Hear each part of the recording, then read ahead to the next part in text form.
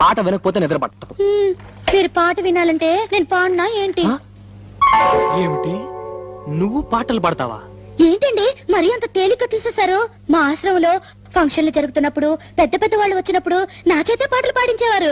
పాటలు పాడుతున్నప్పుడు ఒకటే చప్పట్లు చప్పట్లు కొట్టే కొద్దీ నేను పాడేదాన్ని. మరి ఇన్ని రోజులు నాకు ఎందుకు చెప్పలేదు డార్లింగ్? ఏదో ఒకటి వదులు. తలుపులు ముయ్యండి. ఏ ఎవరిని వింటారనా? కాదండి, నా పాట మీరు తప్ప మీరు ఎవ్వరూ వినకూడదు.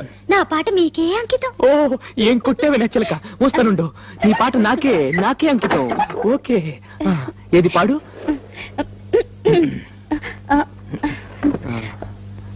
అబ్బా, మీరు నా మొహం అంక చూడకండి, నాకు సిగ్గేస్తుంది. నీ మొహం చూడకుండా ఇంకేం చూడమంటావే? మీరు వెనక్కి తిరగండి. నా దగ్గర ఎందుకు సిగ్గు?